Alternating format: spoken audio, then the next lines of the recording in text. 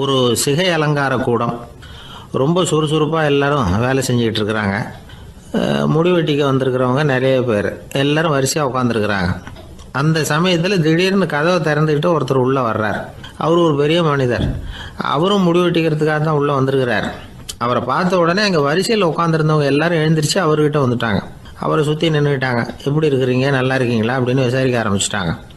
எல்லாம் முடிஞ்சதும் வந்தவர் கேட்டார், வரிசையில் கடைசியாக இருக்கிறவர் யார் அப்படின்னு கேட்டார். ஏன்னு கேட்டாங்க. நான் அதுக்கு அடுத்தபடியாக உட்காரணும், அதுக்காக தான் கேட்குறேன் அப்படின்னார். உடனே அங்கே இருந்தவங்கள்லாம் என்ன சொன்னாங்க தெரியுமா? நீங்கள் வரிசையில் காத்திருக்கக்கூடாது, நீங்கள் அரசாங்கத்தின் தலைவர், உங்களுக்கு நேரம் முக்கியம், அதனால் நீங்கள் முன்னாடி போங்க அப்படின்னு சொன்னாங்க. ஆனால் அதை அவர் கேட்கல. தோழர்களே, உங்களுடைய கருத்துக்கு ரொம்ப நன்றி. எல்லாரும் வரிசையாக தான் வரணும், அதுதான் முறை. வரிசையில் வரணுங்கிற நடைமுறையை நானும் பின்பற்ற விரும்புகிறேன். நாம் எல்லாரும் சமமானவர்கள் அப்படின்னார். இப்படி சொல்லிவிட்டு வரிசையில் கடைசியாக இருந்த ஒரு நாற்காலியில் போய் உட்காந்துக்கிட்டார். தன் சட்டை பையில் இருந்த ஒரு செய்தித்தாளை எடுத்தார், படிக்க ஆரம்பிச்சிட்டார். ஆனால் அங்கே இருந்தவங்களால இதை பார்த்துக்கிட்டு சும்மா இருக்க முடியல. ஒருத்தர் எழுந்திரிச்சு வந்தார். ஐயா, இப்போ என்னுடைய முறை வந்திருக்குது, நான் தான் போக வேண்டிய முறை. உங்களை இங்கே காத்திருக்க வைக்கிறத விட ஒரு 5 ஆண்டுகளுக்கு கூட நான் முடி வெட்டிக்காமே இருந்துட முடியும் அப்படின்னார்.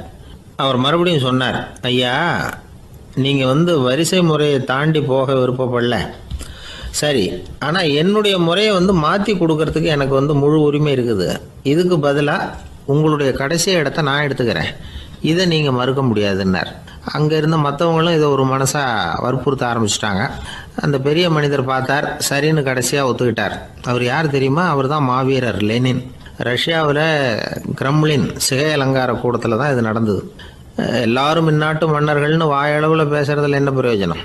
நாம் எல்லாரும் சமங்கிறத நடைமுறையில் கடைபிடிச்சி காட்டினவங்க கொஞ்சம் பேர் தான். அவங்களில் ஒருத்தர் தான் லெனின். வரிசையில் நின்று வர்றதுங்கிறது ஒரு சிறந்த பண்பு, உயர்ந்த பண்பு. இன்றைக்கி பல இடங்களில் அது நமக்கு தேவைப்படுது. ஒரு ரேஷன் கடை வாசல், கடை திறக்கிறதுக்கு முன்னாடியே எல்லாரும் வரிசையில் நின்றுட்டாங்க. கடைசியாக வந்த ஒருத்தர் க்யூவில் முன்னாடி போகிறதுக்கு முயற்சி பண்ணுறார். ஏற்கனவே நின்றுட்டு இருக்கிறவங்க அவரை முன்னாடி போகிறதுக்கு விட மாட்டேங்கிறாங்க. கடைசியாக போய் நில்லையா அப்படின்னு எல்லாரும் கத்துறாங்க. அதை அவர் காதில் வாங்கலை. முண்டி அடிச்சுக்கிட்டு முன்னாடி போகிறதுக்கே முயற்சி பண்ணிகிட்டு இருக்கிறார். எல்லாரும் சேர்ந்து அவரை வலுக்கட்டாயமாக இழுத்து கொண்டாந்து பின்னாடி கொண்டு போய் நிறுத்திவிட்டாங்க. நிறுத்திவிட்டு சொன்னாங்க, இதை பாருப்பா, நாங்கள் இருக்கிற வரைக்கும் நீங்கள் முன்னாடி போய் எதையும் வாங்க முடியாது, தெரிஞ்சுக்கோ அப்படின்னாங்க. இப்போ அந்த ஆள் சொன்னாராம், நான் இங்கே பின்னாடி நிற்கிற வரைக்கும் நீங்களும் எதுவும் வாங்க முடியாது அப்படின்னாராம். ஏன்னு கேட்டிருக்கிறாங்க. நான் தான் அந்த கடையை திறக்க வேண்டிய ஆள் அப்படின்னா. ஒரு ஊரில் ஒரு மன்னன் இருந்தான், கொடுங்கோல் மன்னன். நிறைய தொந்தரவு பண்ணிக்கிட்டு இருந்தான். அவன் ஒரு தடவை என்ன பண்ணான் தெரியுமா? ஒரு தப்பும் பண்ணாத ஒரு இளைஞனை பிடிச்சி ஜெயிலில் அடைச்சுட்டான். அந்த பையனோட சொந்தக்காரங்கள்லாம் ராஜா கிட்ட போனாங்க. அவன் ஒரு தவறும் பண்ணலை, அவனை விடுதலை பண்ணுங்க அப்படின்னு கெஞ்சி கேட்டுக்கிட்டாங்க. மன்னன் யோசனை பண்ணான். அந்த இளைஞனை கூப்பிட்டுக்கிட்டு வர சொன்னான். அவனை கொண்டாந்து ராஜா முன்னாடி நிறுத்தினாங்க. இதை பாருப்பா, உன்னை நான் விடுதலை பண்ணுவேன், ஆனால் ஒரு கண்டிஷன். அந்த நிபந்தனையை நீ நிறைவேற்றினா உனக்கு விடுதலை அப்படின்னா மன்னன். சரின்னு ஒத்துக்கிட்டான் பையன். மன்னன் கண்டிஷன் என்னங்கிறத சொன்னான். உங்ககிட்ட ஒரு செம்மறி ஆட்டை கொடுக்க போகிறேன், 1 மாதத்துக்கு அதுக்கு தேவையான தீனியையும் கொடுக்க போகிறேன். 1 மாதம் கழித்து அந்த ஆட்டை எடை போட்டு பார்ப்பேன்.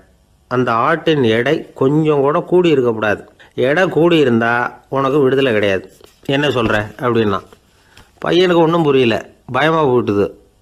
குழம்பிக்கிட்டே நின்றுக்கிட்டு இருக்கிறான். சரி, ஒரு நாள் டைம் தரேன், நல்லா யோசனை பண்ணி பார்த்துட்டு நாளைக்கு உன் முடிவை சொல்லு அப்படின்னா மன்னன். பையன் கவலையோடு வெளியில் வந்தான். அங்கே ஒரு பெரியவர் நின்றுக்கிட்டு இருந்தார். அவர்கிட்ட விஷயத்தை சொன்னான். அந்த பெரியவர் இந்த பையனுக்கு காதோட காதாக ஒரு வழியை சொல்லி கொடுத்தார். அதை கேட்டதும் பையன் மறுபடியும் மன்னன் முன்னாடி நின்னா, உங்கள் நிபந்தனையை ஏற்றுக்கிறேன்னு சொன்னான். மன்னன் ஒரு ஆட்டுக்குட்டியையும் அதுக்கு 1 மாதத்துக்கு தேவைப்படுற தீவனத்தையும் கொடுக்கும்படியாக உத்தரவு போட்டான். கொடுத்தாங்க, ஓடிட்டு போயிட்டான். 1 மாதம் தினமும் தவறாமல் அந்த தீவனத்தை ஆட்டுக்குட்டிக்கு போட்டுக்கிட்டு இருக்கிறான். 1 மாதம் கழித்து அந்த ஆட்டை அரண்மனைக்கு ஓட்டிகிட்டு போனான். மன்னன் அதை எடை போட்டு பார்க்குறான், எடை கூடவே இல்லை, அப்படியே தான் இருக்குது. உடனே போட்ட நிபந்தனைப்படி அந்த இளைஞனை விடுதலை பண்ணிவிட்டான். சரி, ஆட்டுக்கு எடை கூடாமல் இருக்கிறதுக்கு அந்த பெரியவர் சொல்லி கொடுத்த யோசனை என்ன அப்படின்னா, அது வேற ஒன்றும் இல்லை. அந்த ஆட்டுக்கு எதிரில் அது கண்ணில் படுற மாதிரி ஒரு ஓனாயை கட்டி போட சொன்னார். அவ்வளவுதான். ஆட்டுக்கு ஓநாய்ங்கிறது பிறவி பகை. ஓநாயை பார்த்தா ஆடு நடுங்க ஆரம்பிச்சிரும், அவ்வளவு பயம். தினமும் அந்த ஆடு பயந்துக்கிட்டே தேனி சாப்பிட்டுது, எடை கூடல. அதுதான் ரகசியம். இது சின்ன பிள்ளைங்களுக்கான ஒரு கதை. இதிலேருந்து தெரிஞ்சுக்க வேண்டிய உண்மை என்னென்னா, நாமெல்லாம் சாப்பிட்றப்ப மனசும் உடம்பும் அமைதியாக இருக்கணும். அப்போ தான் அது உடம்புல ஒட்டும். அவசரத்துலேயும் பயத்துலையும் சாப்பிட்டா அது சரியாக ஜீரணமாகாது. இன்னொரு ராஜா இருந்தார். அவரும் ஒரு இளைஞனை ஜெயிலில் அடைச்சி விட்டார். விடுதலை பண்ணணும்னா ஒரு கண்டிஷன்னார். என்னன்னு கேட்டான். ஒரு ஆட்டுக்குட்டியை அவன் முன்னாடி கொண்டாந்து நிறுத்துவேன், நீ அதுக்கிட்ட ஒரு கேள்வி கேட்கணும், அதுக்கு சரியான பதிலை சொல்லணும். அப்படி செஞ்சுட்டா உனக்கு விடுதலைன்னார். இளைஞன் யோசனை பண்ணி பார்த்தான், சரின்னு ஒத்துக்கிட்டான். அது பிரகாரமே ஆட்டுக்குட்டியை பதில் சொல்ல வச்சுட்டான். என்ன நடந்தது தெரியுமா? ஆட்டுக்குட்டியை கொண்டாந்து நிறுத்தினாங்க. இவன் மெதுவாக அதுக்கிட்ட போனான். அது காதுகிட்ட போய் ஏப்ரலுக்கு அடுத்த மாதம் என்ன மாதம்னு கேட்டான். அது உடனே மேன்னு கத்திச்சு. இவன் விடுதலை ஆகிட்டான். ஒரு நண்பர் வந்தார். ரொம்பவும் இறுக்கமாக உடை அணிஞ்சிருந்தார். அதாவது ஆடைக்குள்ளே அவர் மாட்டிக்கிட்டு இருந்தது மாதிரி தெரிஞ்சது. ஏன் துணி குறைச்சலாக எடுத்துட்டிங்களா அப்படின்னு கேட்டோம். இல்லைங்க, எனக்கு எப்போவுமே இறுக்கமாக உடை அணிகிறது தான் பிடிக்கும் அப்படின்னார். ஒருத்தர் எப்படி உடை அணிகிறார் அப்படிங்கிறத வச்சு அந்த ஆள் எப்படிப்பட்டவர் அப்படிங்கிறத கண்டுபிடிச்சிடலாம். உடை அணிகிற விதம் ஒருத்தருடைய மனநிலையை வெளிப்படுத்துதான். இப்போ இறுக்கமான உடை அணிகிறவங்க பொதுவாக மன நிம்மதி இல்லாதவங்களாக இருப்பாங்களாம், கோபக்காரங்களாக இருப்பாங்களாம். ரொம்ப தொலைதொலைப்பாக ஆடை அணிகிறவங்க இருக்கிறாங்கல்ல, அவங்கெல்லாம் அமைதியான ஆளாக இருப்பாங்களாம், சாந்தமாக இருப்பாங்களாம். இவங்கெல்லாம் போராடுறதுக்கு சரியாக வரமாட்டாங்களாம். இப்படி ஒரு கணிப்பு இருக்குது. அதனால தான் போர் வீரர்களுக்கெல்லாம் இறுக்கமான உடையை தான் கொடுக்கறது வழக்கம். ஆனால் சன்னியாசிகளை பாருங்கள், அவங்களுக்கெல்லாம் ரொம்ப தொலை உடைகள் தான். அவங்கெல்லாம் டைட் பேண்ட் போட்டுக்கிட்டு நிற்க மாட்டாங்க சன்னியாசிகள்லாம். அதே மாதிரி சன்னியாசிகள்லாம் காவி உடையை தேர்ந்தெடுக்கிறதுக்கும் காரணம் உண்டு. பல ஆண்டுகள் சோதனை செஞ்சு பார்த்துட்டு தான் சன்னியாசத்துக்கு காவி தான் சரி அப்படின்னு முடிவு பண்ணியிருக்கிறாங்க. இப்போ பௌதீக விஞ்ஞானப்படியும் அதுதான் சரி. அதாவது சூரிய ஒளியில் 7 வண்ணங்கள் உண்டு. ஒரு பொருள் மேலே அது விழும் பொழுது அந்த பொருள் நமக்கு சிவப்பாக தெரிஞ்சதுன்னா அந்த பொருள் சிவப்பை தவிர மற்ற எல்லா நிற கதிர்களையும் உள்வாங்கிக்கிட்டு சிவப்பு நிறத்தை மட்டும் வெளியில் விடுது, அதாவது விலக்கி விடுது. அதனால தான் அந்த பொருள் சிவப்பாக தெரியுது. உடல் ஆரோக்கியத்துக்கு ஓரளவு சிவப்பு தேவைப்படுது. அதனால தான் காவி உடை அணிஞ்சால் சூரிய ஒளி ஓரளவு சிவப்பை விலக்கிவிடும். அதாவது சிவப்பின் பலனும் கிடைக்கும், இந்த சிவப்பின் கெடுதலும் இல்லை அப்படின்னு யோசனை பண்ணாங்க. காவி உதய வேளையின் நிறம். கீழ் வானத்தில் கதிர் உதிக்கிற வேளையில் முதல் ஒளி தோன்றுகிற நேரத்தில் காவி நிறம் தான் கசி. தியானம் செய்கிறப்போ முதல்ல காணக்கூடிய ஒளி காவி நிறம்தான். தியானத்தின் உச்ச நிலையின் நிறம் நீலம். தியானம் காவி நிறத்தில் ஆரம்பமாகி நீல நிறத்தில் நிறைவடைகிறது அப்படிங்கிறார் ஓஷோ. நீலம் தியான சிகரம், காவி தியான ஆரம்ப குறியீடு, ஒரு சன்னியாசியின் ஆரம்ப தரிசனம் அப்படிங்கிறார் அவர். ஒருத்தர் நாள் பூரா காவி உடையே அணிஞ்சிருந்தா அந்த நிறம் அவருக்கு தியானத்தை பற்றிய நினைவை ஊட்டிக்கிட்டே இருக்கும். இப்படியே ஆடைக்கும் தியானத்துக்கும் இடையில் ஒரு தொடர் ஏற்படுது. ஒரு துறவியின் உள்ளார்ந்த பண்பாக அது மாறுது. கடை வீதியில் ஒரு பொருள் வாங்க போகிறோம், அது மறந்துடக்கூடாதுங்கிறதுக்காக ஞாபகம் முடிச்சு போட்டுக்கிறோம். அந்த முடிச்சுக்கும் பொருளுக்கும் தொடர்பு இல்லை. ஆனால் கடை வீதிக்கு போன உடனே அந்த முடிச்சு அந்த பொருளை ஞாபகப்படுத்துது. அதாவது அந்த முடிச்சு ஒரு தொடர்பு அம்சமாக அமையுது. அது மாதிரி தான் காவி உடையும். ஒரு துறவி நடக்கும் பொழுது, சாப்பிடும் பொழுது, குளிக்கும் பொழுது அவருடைய காவி உடை அவருக்கு ஞாபகப்படுத்திக்கிட்டே இருக்கும். அது ஒரு நிலைப்படுத்தப்பட்ட நினைவாக ஞாபகம் முடிச்சாக மாறிடுது. காவி ஆடை இல்லைன்னா ஒருத்தரால் துறவியாக முடியாதுன்னு அர்த்தம் இல்லை. அதே நேரத்தில் காவி ஆடையால் ஒன்றும் பிரயோஜனம் இல்லை, அதில் ஒன்றும் அர்த்தம் இல்லை அப்படின்னு சொல்லிட முடியாது. இதுதான் உண்மை. இவ்வளவு தூரம் காவி ஆடையை பற்றி சொல்கிறதுனால எல்லாரும் சன்னியாசியாக போயிடுங்கோ அப்படின்னு நாம் சொல்கிறதாக யாரும் நினச்சிடக்கூடாது. மனசுக்கும் நிறத்துக்கும் உள்ள சம்பந்தத்தை தெரிஞ்சுக்கிறதுக்காக தான் இவ்வளவும். நமக்கு தெரிஞ்ச நண்பர் ஒருத்தர் இருக்கிறார், ஆஃபீஸில் வேலை பார்க்குறவர். ஒவ்வொரு மாதமும் 20ஆம் தேதிக்கு பிறகு அவரை போய் பார்த்தீங்கன்னா காவி உடை அணிஞ்சிக்கிட்டு, கண்ணை மூடிக்கிட்டு, கை ரெண்டையும் விரித்து வச்சுக்கிட்டு தியானத்திலேயே உட்காந்துருப்பார். ஏன் இப்படி பண்ணுறீங்கன்னு கேட்டேன். அதாவது 20ஆம் தேதிக்கு பிறகு என் கையில் ஒரு பைசா கூட கிடையாது, ஒரு சன்னியாசி லெவலில் இருக்கிறேன், என்கிட்ட எதுவும் செலவுக்கு கேட்காத அப்படின்னு என் மனைவிக்கு நான் சூக்காக உணர்த்துறதுக்காக அப்படி உட்காந்துருப்பேன் அப்படின்னு விளக்கம் கொடுக்குறார் அவர். ஊருக்கு வெளியில் அமைதியான ஒரு இடம், அங்கே ஒரு ஆசிரமம், அங்கே ஒரு சாமியார். அவர் தினமும் நல்ல போதனைகள்லாம் செய்வார். பல பேர் போய் அங்கேயே சில நாள் தங்கி இருந்து அவர் சொல்கிற அறிவுரைகளை எல்லாம் கேட்டுக்கிட்டு வர்றது வழக்கம். ஒரு தடவை அவரை பார்த்துட்டு போகிறதுக்காக 3 வெளியூர் தம்பதிகள் வந்தாங்களாம். அந்த மடத்திலேயே சாப்பிட்டுக்கிட்டு தங்கி இருந்து அவங்களுடைய போதனைகளை கேட்டுக்கிட்டு போகணுங்கிறது அவங்க நோக்கம். காலையில் குளிச்சுட்டு பூஜையில் உட்காந்தார் அந்த சுவாமி. இவங்களும் குளிச்சுட்டு அந்த பூஜையை பார்க்கறதுக்காக அவர் முன்னாடி வந்து உட்காந்தாங்க. பூஜை ஆரம்பமாச்சு. சம்பிரதாயப்படி அது ரொம்ப நேரம் நடந்துக்கிட்டே இருக்குது. இவங்களுக்கு நல்ல பசி இருந்தாலும் இந்த நேரத்தில் அதை எப்படி வெளியில் காட்டிக்கிறது? பேசாமல் இருந்தாங்க. அந்த சுவாமி பூஜையை முடித்தார். அதுக்கப்புறம் பேச ஆரம்பித்தார். பேச்சு அருமையாக தான் இருந்தது, அமிர்தமாக தான் இருந்தது. இருந்தாலும் இவங்களுக்கு இருக்கிற வயிற்று பசி அது சரியாக கவனிக்க விடலை. அந்த சுவாமியே இதை கவனிச்சதா தெரியல. இவங்களுக்கு மனசுக்குள்ள ஒரு எண்ணம், உள்ளே சாப்பாடு தயாராகிட்டு இருக்கும் போல இருக்கு, இந்த பேச்சு முடிஞ்சது நம்மளை உள்ளே அழைச்சிட்டு போய் சாப்பாடு போடுவாங்கன்னு நினைக்கிறோம் அப்படின்னு இவங்களாம் நினச்சிக்கிட்டாங்க. ஆனால் சுவாமி இதை பற்றி எதுவுமே பேசலை, கண்டுக்கலை. ஒரு அம்மாவால் அதுக்கு மேலே சும்மா இருக்க முடியுமா? முடியல. சாப்பாட்டை கவனிக்கலாமா அப்படின்னு சொல்லி மெதுவாக ஆரம்பித்தாங்க. ஓ கவனிக்கலாமே அப்படின்னு உள்ளே அழைச்சிட்டு போனார் சுவாமி. இவங்க ரொம்ப அவசரமாக எழுந்திருச்சு உள்ளே ஓடினாங்க. அங்கே ஒரு மேஜை மேலே ஒரு கிண்ணம் மூடி இருந்தது. ஓ இதுதான் சாப்பாட்டு மேஜை போல இருக்கு, இங்கே சாப்பாடு வந்துடும் அப்படின்னு நினச்சாங்க. உடனே போய் சுற்றி உக்காந்துக்கிட்டாங்க.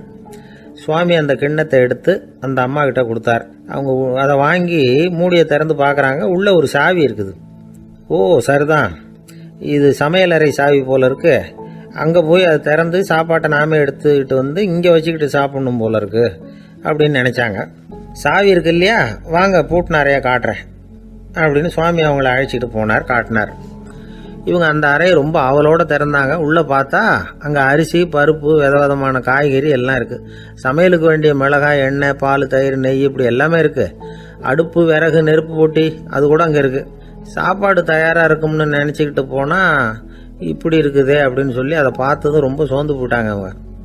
சுவாமி என்ன இது சாப்பாடு இல்லையா அப்படின்னாங்க. அதுதான் சாப்பாட்டுக்கு வேண்டிய எல்லாம் இங்கே இருக்குதே, அடுப்பு மூட்டி நீங்கள் தான் அவங்கவுங்க ருசிக்கு தகுந்த மாதிரி சமைச்சிக்கணும், இந்த சன்னியாசிக்கு எப்படி சமைக்க தெரியும் அப்படின்னு கேட்டார் சுவாமி. சாப்பாடு தயாராக இருக்கும்னு நாங்கள் எதிர்பார்த்தோம் அப்படின்னாங்க. நீங்கள் இப்படி சொல்லுவீங்கன்னு நானும் எதிர்பார்த்தேன். இது வரைக்கும் நான் எவ்வளவோ தத்துவம்லாம் எடுத்து சொன்னேன். எல்லாத்தையும் விட இதுதான் அனுபவபூர்வமான தத்துவம். ஆண்டவன் நமக்கு நல்ல மனசை கொடுத்துருக்குறான், நல்ல வாய்ப்புகளையும் தந்திருக்கிறான், அதையெல்லாம் பயன்படுத்திக்கக்கூடிய மூளையையும் சிந்தனையையும் கொடுத்துருக்குறான். அதனால் அடுப்பை தான் நீங்கள் மூட்டணும், அடுப்பை நீங்கள் தான் மூட்டணும், உங்களுக்கு உகந்ததை நீங்கள் தான் சமைச்சு ருசித்து அனுபவிக்கணும்.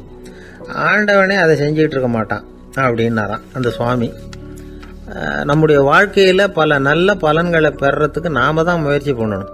அதுக்குரிய சூழ்நிலையை தான் ஆண்டவன் கொடுப்பானே தவிர அதை விளக்கறதுக்காக தான் அந்த சுவாமி அப்படி செஞ்சு காட்டியிருக்கிறார். இது ஒரு பெரியவர் இப்படி ஒரு விளக்கம் கொடுத்தார். அதுக்கப்புறம் அந்த 3 தம்பதிகளும் தெளிவடைஞ்சுட்டாங்களாம். நாம் தெளிவடைகிறது எப்போங்கிறது தான் தெரியல அப்படின்னு பல பேர் இதை கேட்டுட்டு சொல்லிட்டு இருக்கிறாங்க. இந்த கதையை நம்முடைய நண்பர் ஒருத்தர்கிட்ட சொன்னேன். அந்த நண்பர் ரொம்ப சந்தோஷப்பட்டார். நீங்கள் சொல்கிறது கரெக்டு சார், ஆனால் நான் அதை விட ஒரு படி மேலே சார். எனக்கெல்லாம் அரிசி, பருப்பு இருக்கிற ரூம் எதுன்னு கையை காட்டிட்டா போதும், உடனே கிண்ணத்துலேருந்து சாவியை எடுத்து கொடுக்கணுங்கிற அவசியம்லாம் இல்லை எனக்கு. அப்புறம் எப்படி ரூமை திறந்துருவீங்க அப்படின்னு கேட்டேன். பூட்டை உடைச்சி திறந்துருவேன், அதுதான் எனக்கு பழக்கம் அப்படிங்கிறார். வாழ்க்கையில் வெற்றி பெற என்ன வழி? இது ஒரு முக்கியமான கேள்வி.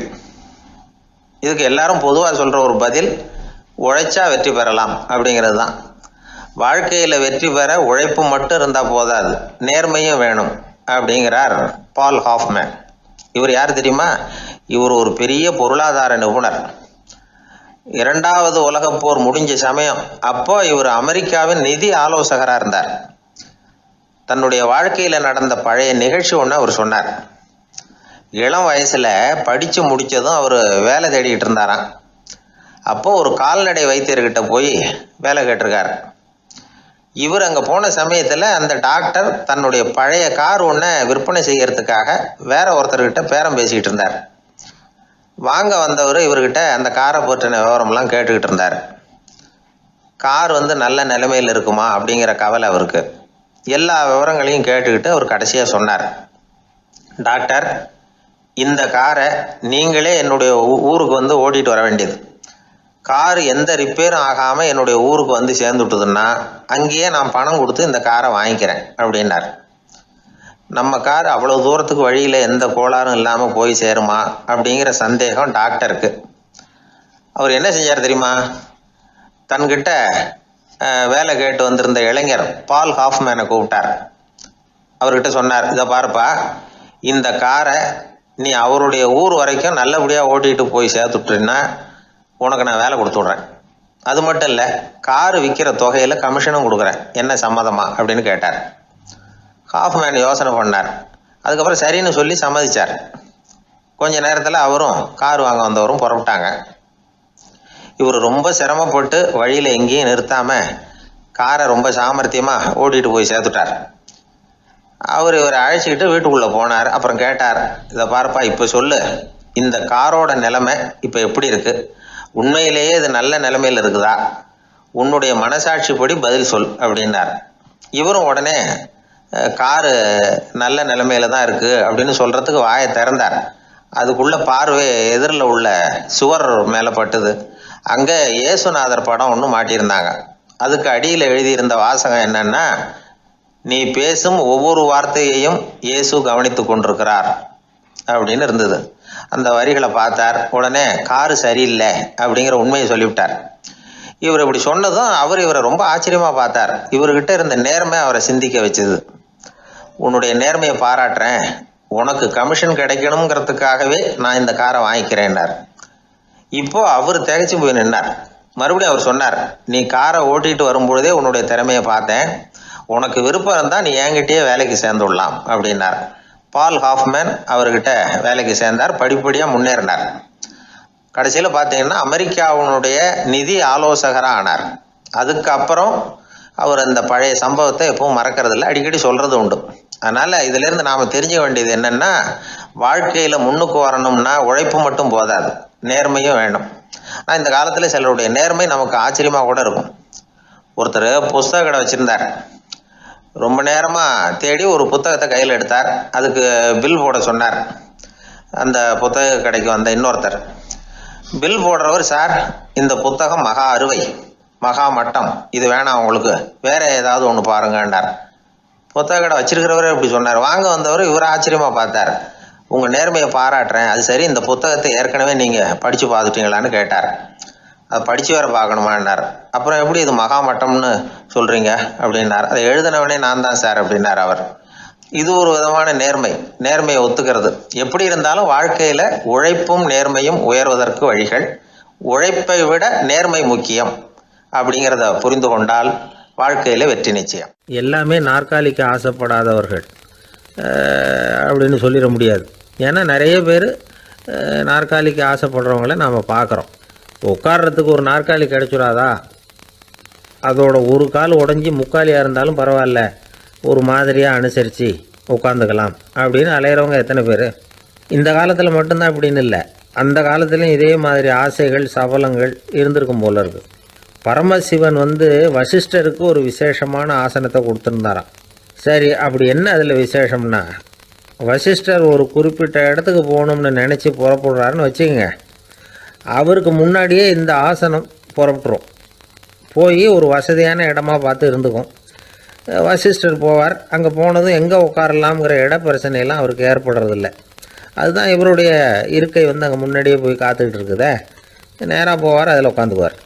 மற்ற முனிவர்கள்லாம் இதை பார்த்தாங்க. அவங்களுக்கு பொறாமையாக இருந்து தான் எல்லோரும் ஒரு இடத்துல கூடி இதை பற்றி பேசியிருக்கிறாங்க. என்ன இது, நாமளும் அவரை மாதிரி தானே இருக்கிறோம், இருந்தாலும் நமக்கும் அது மாதிரி ஒரு ஆசனம் கிடைக்கலையே அப்படின்னு யோசனை பண்ணியிருக்காங்க. சரி, நேராக பரமசிவன்கிட்டே போவோம், இதை பற்றி கேட்போம் அப்படின்னு நினச்சிக்கிட்டு போனாங்களாம். பரமசிவனை பார்த்துருக்குறாங்க. ஐயா, நாங்களும் முனிவர்கள் தானே, வசிஷ்டர் பண்ணுறது மாதிரி நாங்களும் உங்களை குறித்து கடும் தவம் பண்ணிக்கிட்டு தானே இருக்கிறோம். அப்படி இருக்கும்பொழுது அவருக்கு மட்டும் ஏன் இந்த விசேஷ சலுகை அப்படின்னு கேட்டிருக்காங்க. அதுக்கு பரமசிவன் சொன்னாராம், முனிவர்களே, உங்கள் கேள்விக்கு நான் பதில் சொல்கிறேன், ஆனால் அதுக்கு முன்னாடி நீங்கள் ஒரு காரியம் பண்ணணும்னாராம். என்ன செய்யணும் சொல்லுங்கன்றிருக்காங்க. நீங்கள் ஒவ்வொருத்தரும் தனித்தனியாக போய் உங்களை விட உயர்ந்த ஒருத்தரை தேடி கண்டுபிடிச்சி அவருக்கு அதிதி பூஜை பண்ணி அவரை ஒரு மண்டலத்துக்குள்ளே என்கிட்ட அழைச்சிட்டு வந்துருங்க அப்படின்னாராம். சரின்னு எல்லாரும் புறப்பட்டுருக்காங்க. அவங்க போனதுக்கப்புறம் நந்தி தேவனை அழைச்சி வசிஷ்டரை கூப்பிட்டுக்கிட்டு வர சொன்னாராம். அவர் வந்தார். வணங்கினார். வசிஷ்டரே, இன்னையிலேருந்து ஒரு மண்டலத்துக்குள்ளே உங்களை விட தாழ்ந்தவர் ஒருத்தரை தேடி கண்டுபிடிச்சி அவருக்கு அதிதி பூஜை பண்ணி அவரை என்கிட்ட கூப்பிட்டுட்டு வாங்கன்னு விட்டார். சரின்னு இவரும் புறப்பட்டு போயிட்டார். கொஞ்ச நாள் ஆச்சு. முனிவர்கள்லாம் திரும்பி வந்தாங்க. பரமசிவன் முன்னாடி வந்து நின்னாங்க. ஐயா, எவ்வளவோ தேடி பார்த்துட்டோம், எங்களை விட உயர்ந்தவர்கள் யாருமே கிடைக்கல அப்படின்னாங்களாம். வசிஷ்டரும் வந்து சேர்ந்தார். ஐயா, எவ்வளவோ தேடி பார்த்தேன், என்னை விட தாழ்ந்தவர் யாருமே கிடைக்கல அப்படின்னாராம். அவரே தொடர்ந்து சொன்னார், என்னுடைய மனைவி எனக்கு அடங்கினவ தானே, அவளுக்காவது அதிதி பூஜை பண்ணி அழைச்சிட்டு வந்துடலாமான்னு யோசித்து பார்த்தேன். என்னோட மனசு அதுக்கும் இடம் கொடுக்கல. ஏன்னா அவளோட பதி விரதத்துக்கு முன்னாடி நாம் ஏமாத்திரம் அப்படின்னு யோசித்து பார்த்தேன். அதனால் அந்த எண்ணத்தையும் கைவிட்டுவிட்டேன் அப்படின்னு ரொம்ப வருத்தத்தோடு சொன்னாராம். இதை கேட்ட உடனே மற்ற முனிவர்களுக்கு வெக்கமாக போச்சு. இந்த உலகத்தில் நம்மளை விட மேலானவங்க யாருமே இல்லைன்னு நாம் நினச்சோம். வசிஷ்டரோ தன்னை விட தாழ்வானவங்க யாருமே இல்லைன்னு நினைக்கிறார். பரமசிவன் ஏன் அந்த ஆசனத்தை அவருக்கு மட்டும் கொடுத்தார் அப்படிங்கிற கேள்விக்கான பதில் அவங்களுக்கு கிடச்சிட்டு தான். இந்த காலத்தில் நாம் எப்படி நினைக்கிறோம்னா, எல்லாரும் நம்மளை விட மட்டமானவங்கன்னு நினைக்கிறோம். அதனால் நாம் மட்டும் நாற்காலியில் உட்காந்தா போதும் அப்படின்னு நினைக்கிறோம். ஏமாந்து போனவங்க சந்தர்ப்பம் பார்த்து காலை வாரி விட்டுறாங்க, கீழே விழுந்து காலை உடச்சிக்கிறோம். அதுதான் இன்றைக்கி நடக்கிறது. ஒரு அம்மா தன்னோட வீட்டுக்காரரை ஒரு மனோதத்துவ டாக்டர்கிட்ட அழைச்சிட்டு போனாங்களாம். என்ன ப்ராப்ளம்னு கேட்டிருக்கார் டாக்டர். எங்கள் வீட்டுக்காரர் அடிக்கடி நாற்காலியில் உட்காந்து காலை உடச்சிக்கிறார் அப்படின்னாங்களாம். அப்படின்னா அந்த நாற்காலியில் தான் ஏதோ கோளாறு அப்படின்னாரான் டாக்டர். அப்படி இருக்க முடியாது டாக்டர் அப்படின்னாங்களாம் அந்த அம்மா. அது எப்படி அவ்வளோ உறுதியாக சொல்கிறீங்கன்னு கேட்டிருக்கார் அந்த டாக்டர். எங்கள் வீட்டில் நாற்காலியே கிடையாது டாக்டர், இவர் இருக்கிறதா நினச்சிக்கிட்டு உட்கார்றார், அதுதான் ப்ராப்ளம். அளவுக்கு மிஞ்சினால் அமிர்தமும் நஞ்சு அப்படின்னு சொல்லுவாங்க. அது உண்மைதான். ஒருத்தருக்கு அளவுக்கு மீறிய புகழ் வந்துட்டுதுன்னு வச்சுங்க, அது கூட ஆபத்தாக போயிடுறது உண்டு. பழங்காலத்துல எல்லாம் கிரேக்க தேசத்தில் ஒரு பழக்கம் உண்டாம். அதாவது யாராவது ஒருத்தரை நாடு கடத்தணும்னா அதுக்கு ஒரு வழி உண்டு. அதாவது ஒருத்தரை நாடு கடத்தணும்னு மக்கள் விரும்புகிறாங்கன்னு வச்சுங்களேன், அவர் பேரை ஒரு மண்பாண்ட ஓட்டுச்சில்லில் எழுதி அதை ஒரு குறிப்பிட்ட பொது இடத்துல போட்டுற வேண்டியது, அவ்வளவுதான். இது மாதிரி பல பேர் போட்டுக்கிட்டே இருப்பாங்க. எல்லாம் அப்படியே குவிஞ்சு போயிடும்.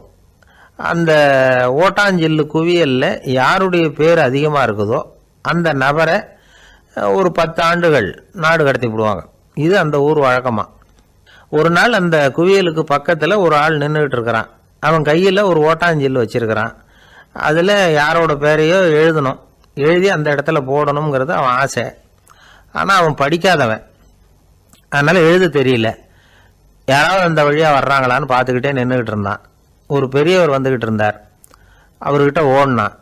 கையில் இருந்த மண்பாண்ட சில்லை கொடுத்தான். ஐயா, இதில் ஒரு பேர் எழுதி கொடுங்களேன்னா அந்த பெரியவர் அதை வாங்கி கையில் வச்சுக்கிட்டு, என்ன பேர் எழுதணும் சொல்லு அப்படின்னா. இவன் சொன்னான், அரிஸ்டைடிஸ் அப்படின்னு எழுதுங்க அப்படின்னா. இதை கேட்டதும் அந்த பெரியவருக்கு அதிர்ச்சி. ஏன்னா அவர் தான் அரிஸ்டைடிஸ், தத்துவ மேதை அரிஸ்டைடிஸ் அவர். இருந்தாலும் நான் தான் அதுங்கிறத காட்டிக்காமல் அந்த ஆளுகிட்ட கேட்டார். அது சரிப்பா, அரிஸ்டைடிஸுங்கிற பேரை எழுத சொல்கிற, அவர் உனக்கு என்ன கெடுதல் பண்ணார், அவர் பேரை இதில் எழுத சொல்கிறிய அப்படின்னு கேட்டிருக்கார். அதுக்கு இவன் சொன்னானா, அவர் எனக்கு எந்த கெடுதலும் பண்ணலை, அவரை நான் பார்த்தது கூட இல்லை அப்படின்ட்டுருக்கான். அப்புறம் எதுக்காக அவரை நாடு கடத்தணும்னு நீ ஆசைப்படுற அப்படின்னு கேட்டிருக்கார். இப்போ அந்த ஆள் சொல்கிறான், அரிஸ்டைடஸை பற்றி எல்லாரும் பேசுகிறாங்க, அவர் ரொம்ப நல்லவர், அவர் ஒரு பெரிய அறிவாளிங்கிறாங்க, அவர் ஒரு பெரிய வள்ளல், பேரறிஞர், இப்படி எல்லாரும் சொல்கிறத கேட்டு கேட்டு எனக்கு ரொம்ப அழுத்து போயிட்டுது, அதனால தான் வெறுப்பாயிட்டேன் அப்படின்னு நானும். இதிலேருந்து என்ன தெரியுது, நாம் நல்லவனாக இருக்கிறதுல ஒன்றும் இடைஞ்சல் இல்லை. ஆனால் நம்மளை நல்லவன் எல்லாரும் சொல்ல ஆரம்பிச்சிட்டாங்கன்னு வச்சுக்கோங்க, அப்போ இடைஞ்சல் ஆரம்பம்னு அர்த்தம். எதுவுமே அளவுக்கு மிஞ்சி போகாமல் பார்த்துக்க வேண்டியது ரொம்ப அவசியம். அளவுக்கு அதிகமாக ஆசைப்படாதவங்களில் ஆப்ரஹாம் லிங்கனும் ஒருத்தரான். அவர் ஒரு தடவை தன்னுடைய நண்பர்கள்கிட்ட பேசிக்கிட்டு இருந்தாராம். ஒருத்தர் கேட்டிருக்கார், ஒரு மனுஷனுக்கு கால்கள் எவ்வளோ உயரம் இருக்கணும் அப்படின்னு கேட்டாராம். இதுக்கு ஆப்ரஹாம் லிங்கன் சொன்னாராம், அது என்ன, இடுப்புலேருந்து தரையை தொடுற அளவுக்கு உயரம் இருந்தால் போதும் அப்படின்னாராம். என்னுடைய நண்பர் ஒருத்தர், அவருக்கு ஜாதகத்தில் நம்பிக்கை உண்டு, அவரே ஜோசியம்லாம் பார்ப்பார். என்ன சார் இந்த காலத்தில் இதையெல்லாம் நம்பிக்கிட்டு இருக்கீங்களே அப்படின்னு கேட்டால், உங்களுக்கு ஒன்றும் தெரியாது சார், இந்த உலகத்தில் ஒவ்வொருத்தரும் அவங்கவங்க செய்கிற நல்லது கெட்டதுக்கு தகுந்த பலனை அனுபவிச்சே தீரணும் பார். அது மட்டும் இல்லை, ஒருத்தன் செத்துட்டா கூட அவன் செஞ்ச பாவ புண்ணியங்கள் கூடவே போய்கிட்டு இருக்கும் பார். அது எப்படி கூட போவோம் அப்படின்னு குதர்க்கமாக கேட்டால் அதுக்கு அவர் ஒரு கதை சொன்னார். அது ரொம்ப சுவாரஸ்யமாக இருந்தது. அது என்ன கதைன்னா, ஒரு ஊரில் ஒருத்தர் இருந்தாராம். அவர் ஜோசியம் பார்க்குறதுல ரொம்ப கெட்டிக்காரரான். ஒருத்தருடைய தலைமுடியை மட்டும் அவர்கிட்ட காட்டினா போதும், அதை மட்டும் பார்த்துட்டு அவருடைய ஜாதகத்தையே அலசி விடுவாராம். அப்பேற்பட்ட திறமை. அந்த ஆள் ஒரு சமயம் கன்னியாகுமரி கடற்கரைக்கு போயிருந்திருக்கார். அங்கே கரை ஓரமாக ஒரு மண்டை ஓடு கிடந்திருக்கு. அதை எடுத்து பார்த்துருக்கார். அந்த மண்டை ஓட்டை வச்சுக்கிட்டே அதோட ஜாதகத்தை அலசியிருக்கார். இந்த மண்டை ஓட்டுக்கு உரிய ஆசாமி வாழ்க்கையில் ரொம்ப கஷ்டப்பட்டிருக்கணும், நிறைய கஷ்டத்தை அனுபவிச்சிருக்கணும். அது தாங்க முடியாமல் தான் கடலில் விழுந்து தற்கொலை பண்ணிட்டு இருக்கான் அப்படிங்கிறத அவர் கணிச்சுட்டார். இருந்தாலும் இந்த மண்டை ஓடு இன்னமும் அனுபவிக்க வேண்டியது பாக்கி இருக்கு அப்படிங்கிறத அவர் உணர்ந்தாராம். அது சரி, ஒருத்தன் உயிரோடு இருக்கிற வரைக்கும் நல்லது கெட்டதை அனுபவிக்க முடியும், செத்ததுக்கு அப்புறமும் பாக்கி இருக்குன்னா அதை எப்படி அனுபவிக்கிறது? இந்த மண்டை ஓட்டுக்கு இன்னும் கொஞ்சம் பாக்கி இருக்குங்கிறது அவருக்கு புரிஞ்சதே தவிர அதோட அர்த்தம் என்னங்கிறது சரியாக விளங்கலை. சரி, இதை இன்னும் கொஞ்சம் விவரமாக ஆராய்ச்சி பண்ணுவோம் அப்படின்னு நினச்சிக்கிட்டு அதை தன்னுடைய வீட்டுக்கு எடுத்துகிட்டு போயிட்டார். அந்த மண்டை ஓட்டை ஒரு பெட்டியில் வச்சு பூட்டினார். தன்னுடைய தனி அறையில் அதை பத்திரமா வச்சுக்கிட்டார். தினமும் ராத்திரி ஆனதும் தன்னுடைய மனைவியை பார்த்து, நீ போய் பூஜை அறையில் தனியாக படுத்துக்க அப்படின்னு சொல்லிவிட்டு தினம் ராத்திரி 12 மணிக்கு பெட்டியை திறந்து அவர் பார்ப்பார். மண்டை ஓடு அப்படியே இருந்தது தவிர இன்னும் கொஞ்சம் பாக்கி இருக்குங்கிறதுக்கு அர்த்தம் அவருக்கு விளங்கலை. அந்த மண்டை ஓட்டுக்கு இன்னும் என்ன பாக்கி இருக்க போகுது? எப்படியோ ஒரு 10 நாள் போச்சு. அந்த வீட்டம்மாவுக்கு சந்தேகம் வந்துட்டுது. நம்ம வீட்டுக்காரரு நம்மளை தனியாக ஏன் தூங்க சொல்கிறார் அப்படிங்கிற சந்தேகம். உடனே பக்கத்து வீட்டு அம்மா கிட்ட விஷயத்தை சொல்லியிருக்கிறாங்க. அந்த அம்மா உடனே, நீ கவலைப்படாத, நான் கண்டுபிடிச்சி சொல்கிறேன் அப்படின்னு சொல்லிவிட்டாங்களாம். அன்னைக்கு ராத்திரியே ஜன்னல் வழியாக எட்டி பார்த்துருக்குறாங்க. இந்த ஆள் மண்டை ஓட்டை கையில் வச்சுக்கிட்டு அது திருப்பி திருப்பி பார்த்துக்கிட்டு இருக்கிறான். அதை பார்த்துட்டாங்க. மறுநாள் காலையில் அவரோட மனைவியை பார்த்தாங்க. ஏம்மா, உன் வீட்டுக்காரருக்கு நீ முதல் மனைவியா 2வது மனைவியா அப்படின்னு கேட்டாங்களாம். எனக்கு தெரிஞ்ச வரைக்கும் நான் ஒருத்தி தான் அவருடைய மனைவி அப்படின்னாங்களாம் அவங்க. அப்படி இல்லை, நீ அவருக்கு 2வது மனைவி. முதல் மனைவியின் மண்டை ஓட்டை தான் அவர் தினமும் ராத்திரியில் எடுத்து பார்த்துக்கிட்டு இருக்கிறார் அப்படின்னாங்க அடுத்த வீட்டு அம்மா. அப்படியா விஷயம் அப்படின்னு சொல்லிவிட்டு கணவன் வீட்டில் இல்லாத நேரமாக பார்த்து அந்த மண்டை ஓட்டை எடுத்து கொண்டாந்து ஒரு உரலில் போட்டு உலக்கையால் குத்தி நொறுக்க ஆரம்பிச்சிட்டாங்க. வெளியில் போயிருந்த அந்த ஆள் அப்போ தான் உள்ளே நுழைஞ்சார். மண்டை ஓடு உலக்கை கிட்ட குத்து வாங்கிக்கிட்டு இருக்கு. அது அனுபவிக்க வேண்டியது இன்னும் கொஞ்சம் பாக்கி இருக்குங்கிறதுக்கு அர்த்தம் எனக்கு இப்போ தான் புரிஞ்சுது அப்படின்னாராம் அவர். இந்த கதையிலேருந்து நாம் இன்னொரு நீதியையும் புரிஞ்சுக்கணும். அதாவது நம்ம வீட்டை பற்றி நமக்கு புரியாததெல்லாம் அடுத்த வீட்டுக்கு. ஒரு ஊரில் ஒரு ராஜா இருந்தார். பெரிய அரண்மனையில் தான் இருக்கிறார். எல்லா வசதியும் இருந்தது. இருந்தாலும் அவர் எல்லாரும் சொல்கிறது எப்படி தெரியுமா? பிச்சைக்கார ராஜா. அப்படி ஒரு பேர் அவருக்கு நிலைச்சி போச்சு. ஜனங்களும் சரி, மற்ற தேசங்களில் உள்ளவங்களும் சரி, அவர் அந்த பேர் சொல்லியே குறிப்பிடுறது வழக்கமாக போட்டுது. இது அவருக்கு ரொம்ப கவலையாக போச்சு. என்ன இது, நம்மளை தேடி வர்றவங்களுக்கெல்லாம் நாம் சோறு போடுறோம், நம்ம புகழ்ந்து பாடல் ஏற்றி கொண்டு வர்ற புலவர்களுக்கெல்லாம் அவங்க எப்படி வந்தாலும் ஒருவேளை சோறு போடணுங்கிறது உத்தரவு. இவ்வளவுலாம் செஞ்சும் நம்மளை போய் பிச்சைக்கார ராஜான்னு எல்லாரும் சொல்கிறாங்களே, அது ஏன், எதுக்காக அப்படி சொல்கிறாங்க? இதுதான் ராஜாவுக்கு குழப்பம். சரி, இதை பற்றி நம்ம அமைச்சர்கள்கிட்ட கேட்கலாமா அப்படின்னு யோசனை பண்ணார். இந்த விஷயத்தை போய் அவங்கக்கிட்ட எப்படி கேட்கறதுன்னு அவருக்கு தயக்கமாக இருந்தது. கௌரவ குறைச்சலாக தெரிஞ்சுது அவருக்கு. சரி, சாதாரண குடிமக்கள்கிட்ட இதை பற்றி கேட்கலாமா அப்படின்னு யோசனை பண்ணார். கேட்கலாம், ஆனால் அவங்க யாரும் ராஜா முன்னாடி வந்து நின்று தைரியமாக பேசக்கூடிய அளவுக்கு இல்லை. ராஜாவோட குழப்பம் நாளுக்கு நாள் அதிகமாக போச்சு. கடைசியாக அவர் ஒரு முடிவுக்கு வந்தார்.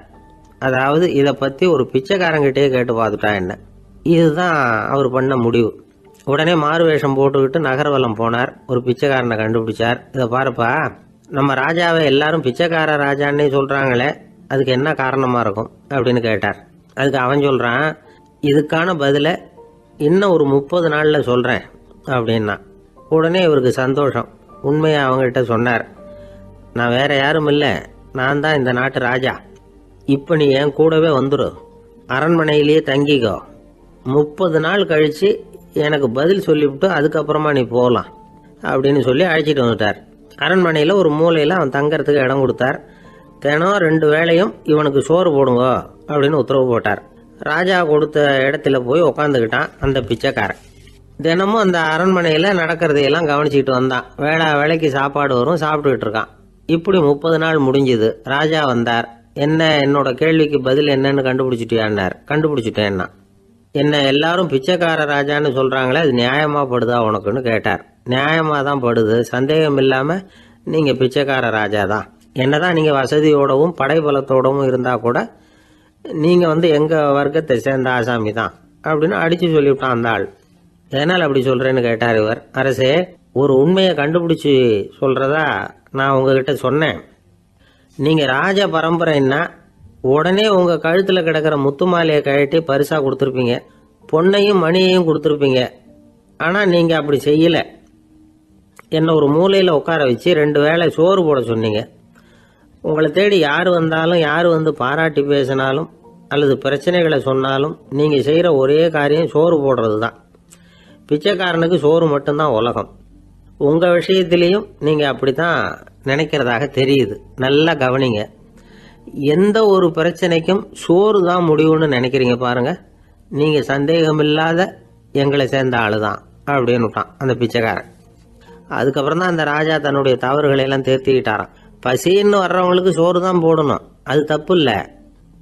பாராட்ட வர்றவங்களுக்கெல்லாம் சோத்தையே போட்டு அனுப்புனா இப்படி தான் பேர் வரும். எனக்கு தெரிஞ்ச ஒருத்தர் தினமும் யாராவது ஒருத்தரை தன் வீட்டுக்கு அழைச்சிட்டு போவார், சாப்பாடு போட்டு அனுப்புவார். முன்னறிவிப்பு இல்லாமல் திடீர்னு ஒரு விருந்தாளியோட வீட்டில் போய் இவர் நிற்கிறது வழக்கம். அந்த அம்மாவும் இவருக்காக தயார் பண்ணி வச்சிருந்ததை இவர் அழைச்சிட்டு வந்திருக்கிற விருந்தாளிக்கு போட்டுருவாங்க. விருந்தாளி சாப்பிட்டுட்டு போனதுக்கப்புறம் இவர் மனைவி கிட்ட உனக்கு சிரமம் வேணாம் அப்படின்னு சொல்லிவிட்டு பக்கத்தில் உள்ள ஒரு ஹோட்டலுக்கு போய் காசு கொடுத்து சாப்பிட்டுட்டு வந்துடுவார். பல நாள் இப்படி நடக்கும். ஒரு நாள் அவரை தனியாக கூப்பிட்டுக்கிட்டு போய் ஏன் இப்படி பண்ணுறீங்கன்னு கேட்டோம். அதுக்கு அவர் சொல்கிறாரு, எங்கள் வீட்டு சாப்பாட்டிலேருந்து தப்பிக்கிறதுக்கு எனக்கு வேறு வழி எதுவும் தெரியல சார், அதனால தான் இப்படி பண்ணிகிட்டு இருக்கிறேன் அப்படின்னார் ரொம்ப பரிதாபமாக. இப்பெல்லாம் நம்ம ஊரில் மாமியார் மருமகள் ஒருத்தர் நல்லா புரிஞ்சுக்கிட்டு நல்ல விதமாக தான் இருக்கிறாங்க பல இடத்துல. அதனால் நான் இப்போ சொல்ல போகிற கதையை கேட்டுவிட்டு இந்த காலத்தில் அவ்வளவு மோசமாக யார் சார் நடந்துக்கிறாங்க அப்படின்னு கேட்டு யாரும் சண்டைக்கு வரக்கூடாது. இன்னொரு உண்மையையும் சொல்லிவிடுறேன். அதாவது இந்த கதையை நமக்கு எழுதி அனுப்பி இருக்கிறதே கொஞ்ச நாளில் மருமகளாகவும் அதுக்கப்புறம் கொஞ்ச காலத்தில் மாமியாராகவும் ஆக போகிற ஒரு நேயர் தான். சரி, இந்த கதைக்கு வருவோம். அதாவது ஒரு சின்ன குடும்பம், அந்த வீட்டில் மாமியார் ஆட்சி, அவங்க வச்சது தான் சட்டம். பிள்ளையாண்டான் எப்படின்னா அம்மா சொல்கிறதையும் கேட்டுக்குவான், மனைவி சொல்கிறதையும் கேட்டுக்குவான், நமக்கு என்னத்துக்கு வம்புங்கிற டைப்பு. மருமகள் பேரில் குறை கண்டுபிடிக்கிறதுலேயே அந்த மாமியாருக்கு ஒரு சுவாரஸ்யம். சின்ன சின்ன விஷயத்துல எல்லாம் குத்தம் கண்டுபிடிச்சிக்கிட்டே இருக்கிறாங்க. பொதுவாக எல்லாரும் எப்படின்னா ஏதாவது ஒரு காரணத்துக்காக சண்டை போட்டுக்கிட்டு இருப்பாங்க. அந்த அம்மா எப்படின்னா ஏதாவது ஒரு சண்டையை போடுறதுக்காக காரணத்தை தேடிக்கிட்டு இருப்பாங்க. அப்படி ஒரு மனசு. அந்த மருமக பொண்ணு பாவம் பயந்து பயந்து ஒவ்வொரு காரியமும் செஞ்சுக்கிட்டு வந்தது. இப்படியே பல வருஷம் ஓடி போட்டுது. அந்த மாமியாருக்கும் ரொம்ப வயசாகிட்டுது. இருந்தாலும் அந்த பழைய சுபாவம் மட்டும் மாறவே இல்லை. திடீர்னு ஒரு நாள் பக்கவாதம் வந்து அந்த அம்மாவுக்கு ஒரு பக்கம் கை கால் இழுத்துக்கிட்டுது. வாய் சுத்தமாக பேச முடியாமல் போயிட்டுது. சத்தம் மட்டும் வரும். ஒரு பக்கத்து கை காலை அசைக்க முடியும், பேசுகிறதெல்லாம் கையால் தான், அதாவது கை சைகையால்.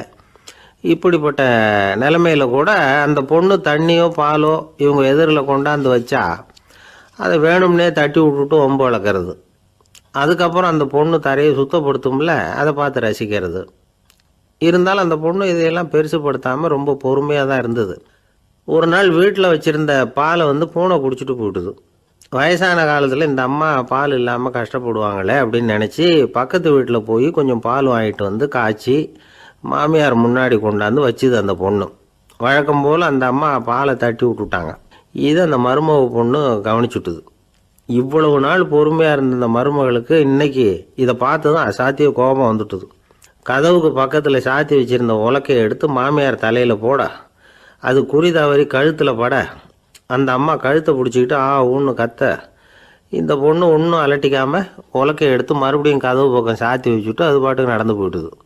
இருந்தாலும் மனசுக்குள்ளே லேசாக ஒரு பயம். கணவன் வீட்டுக்கு வந்ததும் என்ன விஷயம்னு கேட்டால் எப்படி சமாளிக்கிறது. அன்னைக்குன்னு பார்த்து ரொம்ப நேரம் கழித்து வீடு சேர்ந்தான் கணவன். உடனே அந்த அம்மா புகார் பண்ண ஆரம்பிச்சுட்டுது. பேச்சு தான் வராத.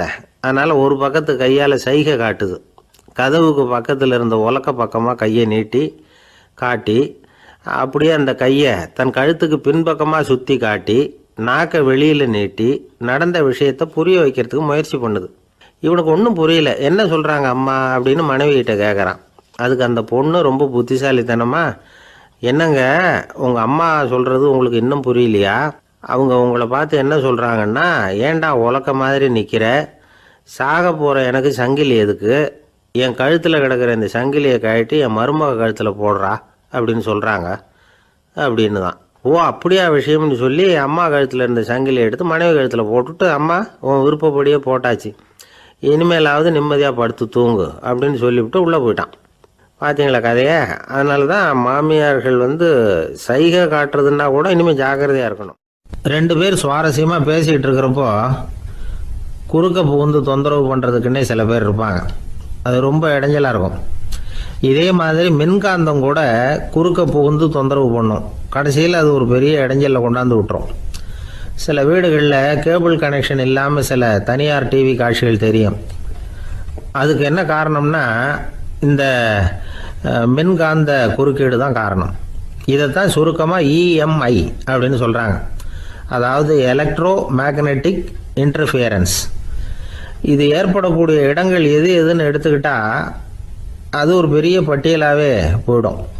இந்த இஎம்ஐ தொந்தரவு கேபிள் டிவியில் மட்டும்தான் இல்லை, ராக்கெட் ஏவுதளத்தில் உள்ள ரேடார்கள், அங்கே உள்ள சில சக்தி வாய்ந்த தொலைத்தொடர்பு சாதனங்கள், விமான தளங்களில் உள்ள ரேடார்கள், கப்பல் தளங்களில் பொருத்தப்பட்டிருக்கக்கூடிய சக்தி வாய்ந்த ஆண்டனாக்கள், இப்படி நிறைய சொல்லலாம். காவல் நிலையங்களில் பயன்படுத்தப்படுகிற வயர்லெஸ் தொடர்பு சாதனங்கள் கூட ஓரளவுக்கு இந்த மின்காந்த அலைகளை வெளியிடும். நம்ம வீட்டில் உட்காந்துக்கிட்டு ரேடியோ கேட்டுக்கிட்டு இருப்போம் அல்லது டிவி பார்த்துக்கிட்டு இருப்போம். அந்த சமயத்தில் பக்கத்து தெருவில் ஒரு மோட்டார் சைக்கிள் அல்லது காரு, குறிப்பாக பெட்ரோல் இன்ஜின், அது போகிறப்போ அதில் உள்ள மின்கலத்தில் அதாவது மேக்னட்டோ பேட்டரியிலிருந்து வெளிப்படுகிற மின்காந்த அலை இங்கே டிவியிலையும் ரேடியோவிலையும் கரகரப்பை உண்டு பண்ணும்.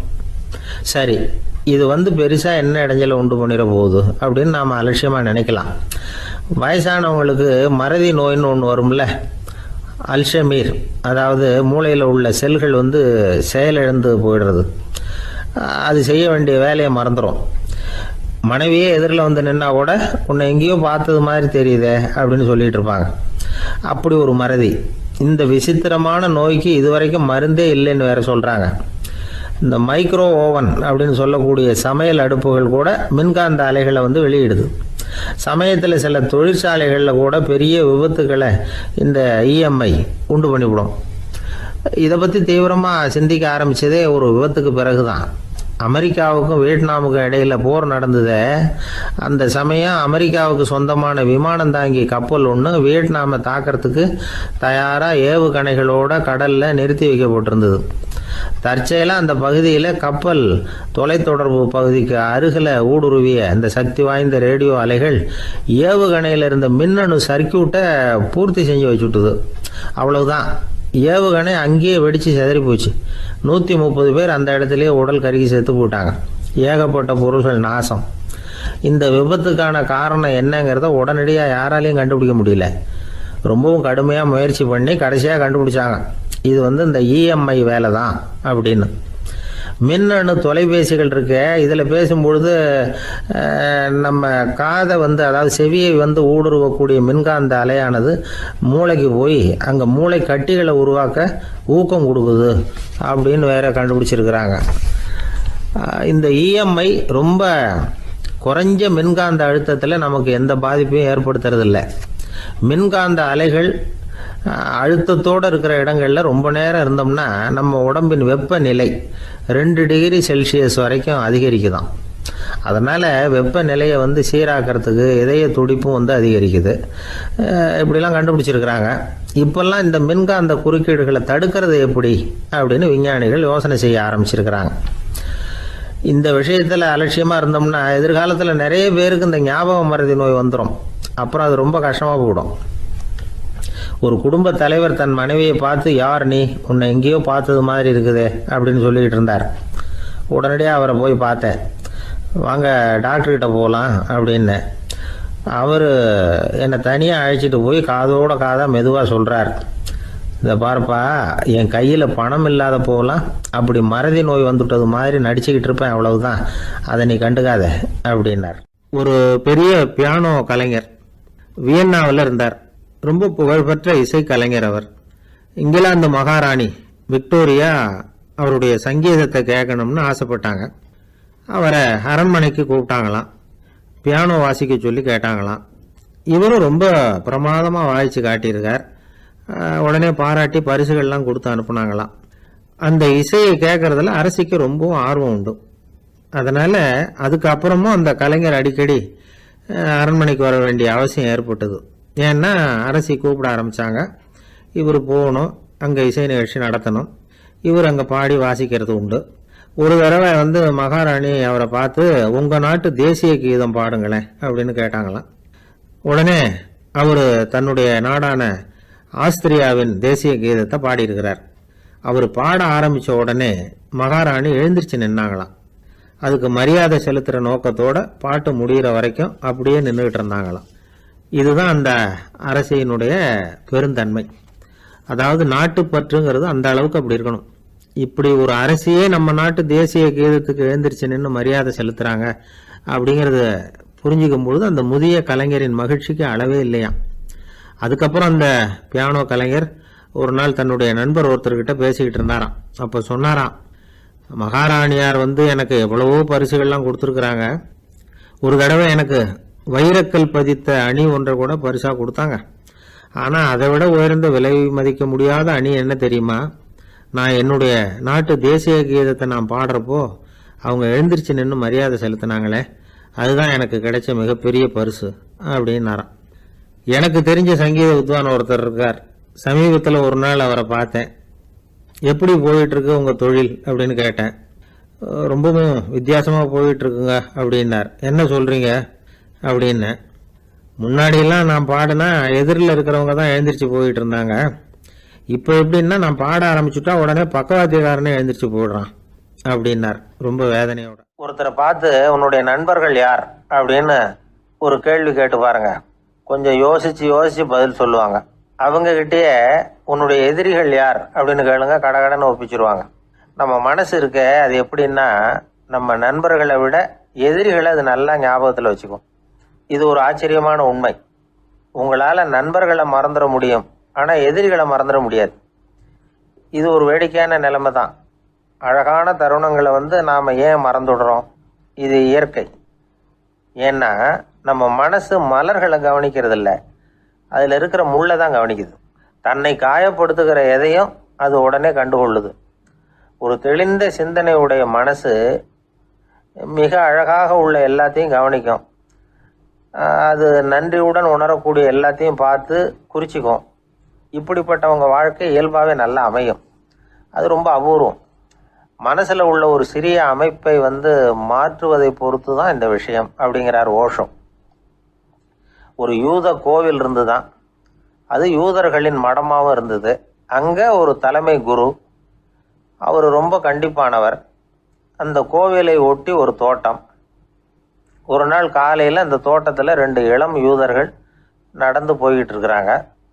காலையில் 1 மணி நேரம், மாலையில் 1 மணி நேரம் அவங்க அந்த தோட்டத்தில் நடக்கிறதுக்கு அனுமதி உண்டு. மற்ற நேரங்களில் அவங்க மத புத்தகங்களை படிக்கணும், பிற விதிமுறைகளை கடைபிடிக்கணும். அந்த 2 பேருமே தொடர்ந்து புகைப்பிடிக்கிற பழக்கம் உள்ளவங்க. ஆனால் கோவில் மடத்தில் இருக்கிறப்போ அவங்க புகைப்பிடிக்க முடியாது, அது கடுமையான குற்றம். சரி, நாம் தோட்டத்தில் இருக்கிறப்போவாவது புகைப்பிடிக்கலாமா அப்படின்னு ஒரு ஆசை அவங்க 2 பேருக்குமே. இருந்தாலும் பயம். இப்படி கேட்டால் மத குரு என்ன சொல்லுவாரோ அல்லது என்ன செய்வாரோங்கிற பயம். இப்படியே கொஞ்ச நாள் ஆச்சு. ஒரு நாள் இந்த 2 பேரில் ஒருத்தன் ரொம்ப கலங்கி போய் அந்த கோவிலில் இருந்து வெளியில் வந்துக்கிட்டு இருந்தான். வந்தவன் நேராக தோட்டத்து பக்கம் போனான். அங்கே இன்னொருத்தன் ஆனந்தமாக புகை பிடிச்சிக்கிட்டு இருக்கிறான். அதை பார்த்து தான் இவனுக்கு அதிர்ச்சி. அட கடவுளே, என்ன இது, நீ கேட்காமலே ஆரம்பிச்சிட்டியா அப்படின்னா. இல்லை நான் கேட்டுவிட்டு தான் ஆரம்பிச்சிருக்கேன்னா அவன். அப்படியா, என்ன மனுஷன் இவர், நானும் தான் கேட்டேன், என்னை கண்ணாமுன்னான்னு திட்டி விட்டார். இது என்ன கோவிலா இல்லை நரகமா? உனக்கு புகை பிடிக்கணும்னு ஆசையாக இருந்தால் நரகத்துக்கு போகணும்னு சொல்லிவிட்டார். அது சரி, உன்னை மட்டும் எப்படி அனுமதிச்சார் அப்படின்னு கேட்டான் இவன். அவன் சிரிச்சுக்கிட்டே, நீ எப்படி கேட்ட சொல்லு அப்படின்னா, நாம் இந்த தோட்டத்துக்கு வர அனுமதிக்கப்பட்டிருக்கிறதே ஜபத்துக்காகத்தானே, அதனால் நான் ஜபம் சொல்லும் பொழுது புகை பிடிக்கலாமா அப்படின்னு கேட்டேன். அதுக்கு தான் அவர் சத்தம் போட்டு என்னை அடிக்கவே வந்துட்டார் அப்படின்னா இவன். நீ ஒரு மாதிரியாக கேட்டிருக்க, நான் வேற மாதிரியாக கேட்டிருக்கிறேன். ஜெபம் சொல்லும்போது புகை பிடிக்கலாமான்னு நீ கேட்டிருக்க. ஐயா, புகை பிடிக்கும் பொழுது ஜபிக்கலாமா அப்படின்னு நான் கேட்டேன். அதில் தப்பு ஒன்றும் இல்லை அப்படின்னு பதில் சொல்லிட்டார் அப்படின்னா. ஒரு சிறிய மாற்றம்தான் அது மிகப்பெரிய மாறுதலை ஏற்படுத்தி விட்டது. மனசு நல்ல விதமாக சிந்திக்க ஆரம்பிச்சுட்டுதுன்னா மகிழ்ச்சிக்கு பஞ்சம் இல்லை. ஒரு கஞ்சன் ஆற்றுல விழுந்துட்டான், வெள்ளத்தில் தத்தளிச்சுக்கிட்டு இருக்கிறான். கரையில் நின்ன ஒருத்தர், உன் கையை கொண்டா இப்படி பிடிச்சி இழுத்து கரையில் சேர்த்து விடுறேன்னார். எதையும் கொடுத்து பழக்கம் இல்லாத அவன் கையையும் கொடுக்க மாட்டேன்னுட்டான். இவர் பார்த்தார், உன் கையை கொடுன்னு சொல்கிறதுக்கு பதிலாக நான் என் கையை கொடுக்குறேன் பிடிச்சிக்கோ அப்படின்னார். அவன் கப்புன்னு பிடிச்சிக்கிட்டான், இழுத்து கரையில் போட்டார். ஒரு பூங்கா, அங்கே ஒருத்தர் நின்றுட்டு இருக்கிறார். நின்றுக்கிட்டே ஏதோ ஆழ்ந்த யோசனையில் இருக்கிறார். அந்த பக்கமாக இன்னொருத்தர் வந்தார், இவரை கவனிச்சார். என்ன யோசனைன்னு கேட்டார். எப்படி எழுந்திருக்கிறதுன்னு யோசனை பண்ணிகிட்டு இருக்கிறேன்னார் அவர். கேட்டவருக்கு ஒரு மாதிரி ஆகிட்டுது. ஏற்கனவே நின்றுக்கிட்டு இருக்கிற ஒருத்தர் எப்படி எழுந்திரிச்சு நிற்கிறதுன்னு யோசிக்கிறாருன்னா அது ஆச்சரியம் தானே. அதுக்கப்புறம் இவர் யோசிக்க ஆரம்பித்தார், என்ன இவர் இப்படி பேசுகிறாரு அப்படின்னு. கீழே விழுந்தால் தானே எழுந்திரிச்சு நிற்க முடியும். அதனால் எழுந்திரிக்கணும்னு நினைக்கிறவங்க முதல்ல கீழே விழணும். இவர் முதல்ல கீழே விழணும், அதுக்கப்புறம் தான் எழுந்திருக்கிறது எப்படின்னு சிந்திக்க முடியும். இந்த உலகத்தில் எல்லாருமே கீழே விழுந்து எழுந்தவர்கள் தான். இப்போ இந்த குழந்தை பருவத்தில் கீழே விழாமல் நடைபயில கற்றுக்கிட்டவங்க யாராவது உண்டா? சின்ன வயசில் ஒரு தடவை கூட கீழே விழலை சார், அப்படியே பிறந்தார் வளர்ந்தார் பெரியவர் ஆயிட்டார் அப்படின்னு யாரையும் சொல்ல முடியாது. அதனால் மனுஷங்கிறவன் விழுந்து புரண்டு எழுந்து தான் நடக்க கற்றுக்கிறான். ஒரு உண்மையை நாம் எல்லாரும் புரிஞ்சுக்கணும். இந்த உலகத்தில் தவறு செய்யாத மனிதர்களே யாரும் கிடையாது. அப்படி இருக்கிறப்போ எப்போதாவது நாம் தவறு பண்ணிவிட்டோம்னா அதுக்காக மனசு உடஞ்சி போயிடக்கூடாது, வாழ்க்கையில் வெறுப்பு வந்துடக்கூடாது. ஒரு தவறு நடந்துட்டுதா அதுக்காக மனசு உடஞ்சி போடாதீங்க, அதை ஒரு பாடமாக எடுத்துக்கங்க. அதே தவறு மறுபடியும் நடக்காமல் வேணும்னா பார்த்துக்கலாம், அது போதும். தடைக்கல்ல படிக்கல்லாம் மாற்றிக்கணும், இதுதான் இதில் முக்கியம். ஒரு அலுவலகம், அங்கே ஒரு அதிகாரி, அவர் உயர்ந்த பதவியில் இருந்தார், சிறந்த நிர்வாகின்னு பேர் வாங்கினவர். அவர் தனக்கு கீழே வேலை செய்கிறவங்க கிட்டெல்லாம் சொல்லுவாராம், இந்த நிறுவனத்தில் நீங்கள் எத்தனை தடவை வேணும்னாலும் தவறுகள் செய்யலாம், ஆனால் ஒரே விஷயம் என்னென்னா ஒரே தவறை மறுபடியும் செய்யக்கூடாது, அது முக்கியம் அப்படின்பாராம். இதை மேம்போக்காக பார்த்தா அவர் ஏதோ தன்னுடைய ஊழியர்களை தவறு செய்ய தூண்டுறது மாதிரி தெரியும். ஆனால் உண்மை அப்படி இல்லை. இன்னைக்கு என்ன நடக்குது தெரியுமா? அநேகமாக எல்லா மனிதர்களுமே ஒரே தவறை தான் மறுபடியும் செய்கிறாங்க. விளையாட்டு வீரர்கள் ஒரே மாதிரியான தவறுகளை திரும்ப திரும்ப செய்கிறது உண்டு. கணக்கு எழுதுகிறவங்கள பாருங்க, ஒரே தப்பை மறுபடியும் செய்வாங்க. அலுவலகம் வருகிறவர்களை கவனிங்க, ஒரு நாள் தாமதமாக வந்தால் பரவாயில்ல, தினமும் தாமதமாக வருவாங்க. இது மாதிரி செய்த தவறையே திரும்ப திரும்ப செய்கிறதுக்கு என்ன காரணம் அப்படின்னா, சோம்பல், ஞாபக மறதி, கவனக்குறைவு, தன்னுடைய திறமை பேரில் அளவுக்கு மீறிய நம்பிக்கை, இப்படி இதில் ஏதாவது ஒரு காரணமாக இருக்கலாம் அப்படிங்கிறாங்க இது பற்றி ஆய்வு செய்கிற வல்லுநர்கள். ஒரு தடவை செஞ்ச தவிர மறுபடியும் செய்கிறது இல்லைன்னு முடிவு செஞ்சுக்கிட்டு அதை செயல்படுத்த கற்றுக்கணும், அது போதும், வாழ்க்கை வெற்றிகரமாக அமையும் அப்படிங்கிறாங்க அந்த அனுபவசாலிகள். அதனால் வெற்றிகரமாக வாழ்க்கையில் நடைபோட விரும்பும் இளைஞர்கள் தவிர்க்க வேண்டியது என்னென்னா, முதல்ல சோம்பலை தவிருங்கள், சுறுசுறுப்பாக இயங்குங்கள் அப்படிங்கிறது அவங்க அறிவுரை. ரெண்டாவது ஞாபக மறதி, எந்த செயல்லையும் ஈடுபாடு வேணும், அக்கறை வேணும். மூணாவது கவனக்குறைவு, எதையும் அலட்சியப்படுத்தக்கூடாது. நாலாவது என்னால் முடியாதது எதுவுமே கிடையாது அப்படிங்கிற அளவுக்கு மீறிய நம்பிக்கை, அது ஆபத்தில் கொண்டு போய் விட்டுரும். அதனால் முதல் தவறு உங்களுக்கு ஒரு பாடமாக அமையணும். ஒரு மனிதர், அவர் தன்னுடைய 2 காதுலையும் கட்டு போட்டுக்கிட்டு வந்தார். அவருடைய நண்பர் அதை கவனிச்சுட்டார். என்ன சார் ஆச்சு, 2 காதுலையும் கட்டு போட்டிருக்கீங்களே அப்படின்னு விசாரிச்சார். ஒன்றுமில்லை சார், வீட்டில் ரொம்ப ஆர்வமாக டிவியில் கிரிக்கெட் மேட்ச் பார்த்துக்கிட்டு இருந்தேன். அப்போது என்னுடைய மனைவி துணிகளுக்கு அயர்ன் பண்ணிகிட்டு இருந்தாங்க. அயர்ன் பாக்ஸை அப்படியே வச்சுட்டு அடுப்பங்கரைக்கு போயிட்டாங்க. அந்த சமயம் பார்த்து டெலிஃபோன் பண்ணி அடிச்சுது. அவசரமாக ஓடி போய் அதை எடுத்து காதில் வச்சேன். அப்போ தான் தெரியும் அது அயர்ன் பாக்ஸுங்கிற விஷயம். சூடாக இருந்ததா, சுட்டு விட்டுது அப்படின்னாரு. 1 காது சரி சார், 2 காதும் ஏன் அப்படி ஆச்சு அப்படின்னு கேட்டார். அதே ஆள் மறுபடியும் ஃபோன் பண்ணா சார் அப்படின்னாரு. இவர் எவ்வளோ தூரம் யோசிச்சிருப்பார் பாருங்க. அதனால் ஒரு தவறு மறுபடியும் நடக்கக்கூடாது. முதல் தவறு உங்களுக்கு ஒரு பாடமாக அமையட்டும் அப்படிங்கிறது தான் இதிலிருந்து நாம் தெரிந்து கொள்ள வேண்டிய கருத்து. அதனால் தவறுகள் அதெல்லாம் தடைக்கெல்லாம் நினைக்க வேண்டாம், படிக்கெல்லாம் நினைப்போம். அப்படி நினைச்சோம்னா வாழ்க்கையில் வெற்றி நிச்சயம். ஒரு ராஜா இருந்தார். அவர் ஒரு பெரிய கோயில் கட்டினார். பல ஊர்கள்லேருந்து சிற்பிகள்லாம் கொண்டுகிட்டு வந்தார். அழகழகாக சிற்பங்களை செய்ய சொன்னார். ஊரில் உள்ள ஜனங்களும் கோயில் கட்டுறதுக்கு அவங்களால முடிஞ்ச உதவியை செஞ்சாங்க. ராத்திரி பகலாக வேலை நடக்குது. கோயில் கொஞ்சம் கொஞ்சமாக வசந்துக்கிட்டே வந்துட்டுது. அந்த ஊரில் ஒரு வயசான அம்மா இருந்தாங்க, ரொம்ப ஏழை. அவங்களுக்கு மனசுக்குள்ள ஒரு உறுத்தல், இந்த ஊரில் எல்லாரும் இந்த கோவில் கட்டுறதுக்கு அவங்களால முடிஞ்ச உதவியை பண்ணிகிட்டு இருக்கிறாங்க, நம்மளால ஒன்றும் பண்ண முடியலையே அப்படின்னு நினச்சி கவலைப்பட்டாங்க. அவங்களுக்கு மனசு கேட்கல, ஏதாவது செய்யணும் நம்மளால முடிஞ்சது அப்படின்னு யோசனை பண்ணாங்க. நல்ல வெயில் நேரத்தில் சிற்பிகள்லாம் ரொம்ப சிரமப்பட்டு சிலை வடிச்சுக்கிட்டு இருக்கிறாங்கல்ல, அவங்களுக்கு அந்த நேரம் தாகம் எடுக்குமே. அதனால சிரமப்பட்டு ஒரு குடத்துல தண்ணி எடுத்துக்கிட்டு அதை இடுப்புல வச்சுக்கிட்டு மெதுவாக கொண்டுகிட்டு அங்கே போகிறது அப்படின்னு முடிவு பண்ணிட்டு அந்த அம்மா போச்சு. அங்கே போய் வேலை செய்கிறவங்களுக்கு தாகம் எடுக்கிற போலாம் ஒரு கோவலையில் தண்ணியை எடுத்து கொடுத்துக்கிட்டு இருக்கிறது. இப்படியே பண்ண ஆரம்பிச்சுட்டு அந்த அம்மா. ஏதோ அந்த அம்மாவால் முடிஞ்ச ஒரு சின்ன உதவி அது. இப்படி கொஞ்சம் கொஞ்சமாக வேலை நடந்தது. கோபுரம் வசந்தது, எல்லா வேலையும் முடிஞ்சது. இனிமேல் கடைசியாக கற்ப கிரகத்தின் மேலே விமானம் அமைக்க வேண்டியது தான் பாக்கி. அந்த வேலையும் ஆரம்பமாச்சு. அந்த சிற்பிகள்லேயே அனுபவசாலியான ஒருத்தர் இந்த அம்மாவை தேடிட்டு வந்தார். பாட்டி, உங்ககிட்ட இருக்கிற ஏதாவது ஒரு பொருளை கொடுங்க, அந்த விமானத்தில் வைக்கலாம் அப்படின்னு நாங்கள் நினைக்கிறோம் அப்படின்னார். இந்த அம்மாவுக்கு ஒன்றும் புரியல. ஏதாவது இருந்தாவில் கொடுக்கலாம், எதுவும் இல்லையே, என்ன பண்ணுறது யோசனை பண்ணாங்க. இதை பாருப்பா, என்கிட்ட என்ன இருக்கு, இந்த வாசப்படியில் கிடக்குது, இந்த கல் தான் இருக்குது, வேணும்னா இதை எடுத்துட்டு போங்க அப்படின்னாங்க. உடனே அந்த கல்லை பேர்த்து எடுத்துட்டு போயிட்டாங்க அவங்க. அங்கே போய் பார்த்தா என்ன ஆச்சரியம், அந்த விமானத்து உச்சியில கலசங்களை அமைக்கிறதுக்கான பிரம்ம எந்திரத்தை மூடுற கருங்கல் ஒன்று தேவையா இருந்தது. இவங்க எடுத்துட்டு போன கல்லு அதுக்கு ரொம்ப பொருத்தமா அமைஞ்சு போச்சு. ஏதோ அதுக்காகவே அளவெடுத்து செஞ்சது மாதிரி அமைஞ்சுட்டுது. அந்த கல்லையே அங்க அப்படியே பதிச்சுட்டாங்க. ஒரு வழியா கோவிலை கட்டி முடிச்சாங்க. அடுத்தது கும்பாபிஷேகம், அதுவும் ரொம்ப சிறப்பா கோலாகலமா நடந்து முடிஞ்சது. இவ்வளவையும் பார்த்த அந்த ராஜாவுக்கு மனசுக்குள்ள ரொம்ப பெருமையா இருந்தது. இவ்வளவு பெருசா இந்த கோவில் உருவாகிறதுக்கும் இவ்வளவு சிறப்பா இந்த விழா நடக்கிறதுக்கும் நாம தானே காரணம் அப்படின்னு மனசுக்குள்ள நினைச்சுக்கிட்டார். இப்படி நினைச்சுக்கிட்டே அன்னைக்கு ராத்திரி அரண்மனையில படுத்து தூங்கினார். உடனே ஒரு கனவு. ஆண்டவனே அந்த ராஜாவோட கனவுல வந்தார். ராஜா ஆண்டவனை வணங்கினார். இறைவா, உங்களுக்காக நான் கட்டி இருக்கிற கோவில் எப்படி இருக்குது, நல்லா இருக்குதா அப்படின்னு கேட்டார் ராஜா. அதுக்கு இறைவன் சொன்ன பதில் என்ன தெரியுமா, நீ கட்டின கோவில்ல அந்த கிழவியோட நிழல்ல நான் சுகமா இருக்கிறேன் அப்படின்னாராம். இப்படி சொல்லிவிட்டு கடவுள் மறைஞ்சுட்டார்.